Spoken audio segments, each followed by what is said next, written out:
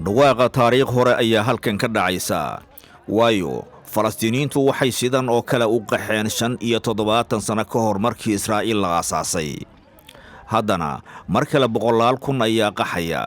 dadku waxay ka cararayaan cisbitaalka Al-Shifa iyagoo sheegay in ciidamada Israa'iil ay ku amreen in ay dibadda uga baxaan. Israa'iil waxay ku adkaysanaysaa in cisbitaalku codsaday in dadka laga saaro. dadku waxay sii qaateen wixii ay awoodeen iyagoo aan garanaynin inay soo noqon doonaan. Dr. Ramis Radwan oo ka tirsan cisbitaalka Al-Shifa ayaa sheegay in Israa'iiliyiintu ay uga digeen in ay ka baxaan cabsida soo socota. dhaawacyadu waxa ay ku sugan yihiin xaalad aad u xun ayuu yiri. shaqaale la'aan iyo dawo la'aanta bakteeriyada ayaa ku sii kordhaysa dhaawacyada. waa xaalad aad u xun. qaar ka mid ah dadka cararaya ayaa waxa ay ku qaadatay waqti xitaa haddii duqayntu ay ku hareeraysan tahay. laakiin ururka caafimaadka adduunku waxa ay ku tilmaameen aagga dhimashada. maajid waxa uu ahaa bukaan ku sugnaa Al-Shifa oo aan hadda haysan meel uu ku bogsoodo. waxa aan joogay meel ka agdhow albaabka gurigayga. waxa ay duqeeyeen goobtii nagu xigtay. markaa ayaan dhaawacannay aniga iyo ilma adeeraday. adeerkay kalena waa uu dhintay. cisbitaalka Al-Shifa ma lahan cunto iyo sidoo kale cabitaan. rasaas ayay nagu fureen. marka ay doonaan ayay soo galaan isbitaalka. marka ay doonaanna waa ay isaga baxaan. magaalada Qasa dagaaladu wali waa ay ka hurayaan. muuqaal ay sii daayeen Israa'iiliyiinta ayaa muujinaya iyaga oo ku jira dagaal xooggan.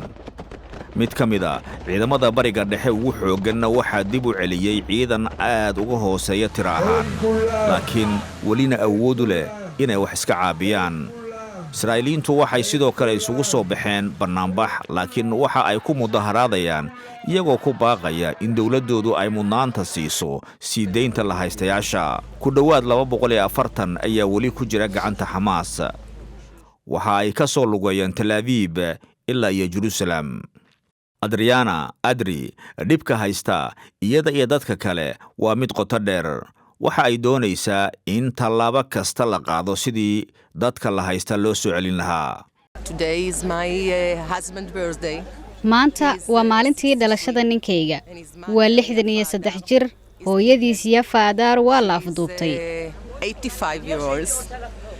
waa 85 jir. lama joogna iyada. waxaan u soconnaa Qudus si aan u soo celinno oo aan u qaylino oo aan u sheegano inay waajib tahay in la soo celiyo kuwa la qafaashay oo dhan.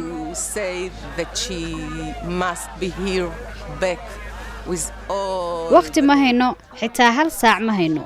ma ogin inay nooshahay iyo in kale.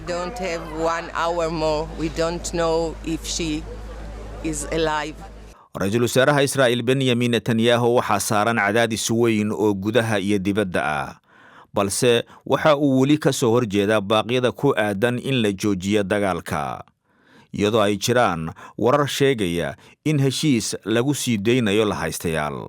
waa ka Netanyahu oo hoos u dhigaya filashadaas. waxa ay nagu cadaadiyeen in aan ogolaanno xabad joojin buuxda. waan ka diidnaa arrinkaa. waxaanan u gudbinnay keliya in aan ogolaan karno xabad joojin ku meel gaar ah iyo keliya in aan ku beddelanno soo celinta la haystayaashayada.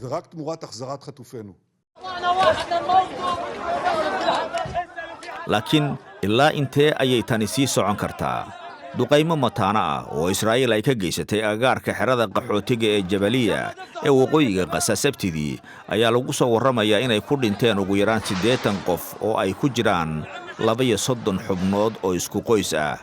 iyadoo ay socdaan muuqaalada argagaxa leh, reer Gaza waa kuwo goobjoog u ah maalin walba.